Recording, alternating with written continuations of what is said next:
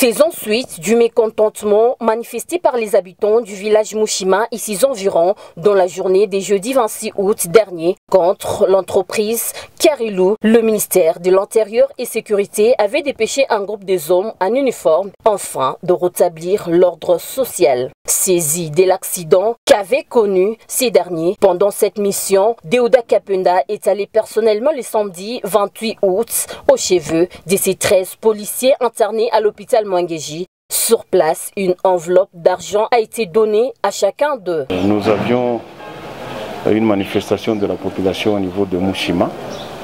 C'est à plus ou moins 80 km d'ici. La police est partie en intervention pour calmer les esprits qui sont là, qui étaient en train de manifester, parce que la société Karilou a fait des promesses, mais n'a pas réalisé. Alors la population était en droit justement de manifester, mais la police, dans ses activités régaliennes, devait aller mettre la paix et le calme. Et voilà que, chemin faisant, une jeep de la police a connu un accident. Le chauffeur a perdu le contrôle du volant et ça a fait tonner.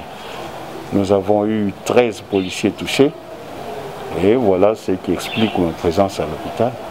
Je devais venir rendre visite à ces éléments pour leur dire que l'État les prenait en charge et que, comme ils étaient en mission, nous avons l'obligation de les soutenir dans cette épreuve. Un geste salué par le commissaire provincial de la police, Antoine Kitenge-Mbouyou. Ce qui est arrivé, c'est arrivé. Nous, on nous prend en charge partout et à tout moment. Nous sommes habillés par l'État congolais, nous sommes logés par l'État congolais et nous sommes aussi supportés dans des cas comme ça par l'État congolais. Préoccupé de la protection de sa population et des partenaires congolais, Deoda Kapenda a convoqué une réunion d'urgence entre l'entreprise et la communauté ce dimanche 29 août dans la salle des réunions de l'ancien gouvernorat. Une réunion qui a permis à mettre d'accord les deux parties. Déjà, certains problèmes ont trouvé leur solution, notamment un puits d'eau qui sera foré dès ce lundi 30 août. Effectivement, il faut qu'il y ait une collaboration. Parce que la première sécurité de la société, c'est la communauté. Si la société ne puisse pas comprendre les soucis de la communauté, il y aura toujours des vols, il y aura beaucoup de choses de gaffe.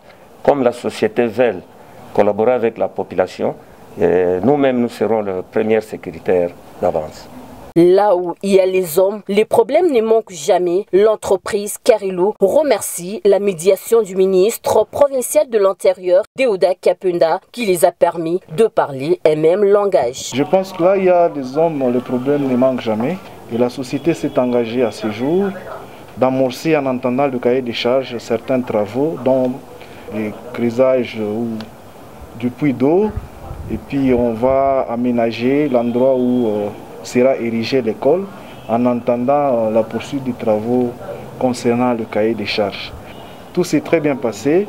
Nous remercions l'autorité qui s'est disponibilisée, le chef de secteur qui a arrêté tout ce qu'il avait à faire pour venir intervenir, vu l'importance aussi du projet qui est un projet d'impact et de développement au fait direct. L'entreprise Karilou s'est dit prête pour amorcer l'élaboration du cahier des charges. Celui-ci déterminera les actions sociales que l'entreprise doit poser en faveur des communautés et les principes de collaboration entre toutes les parties.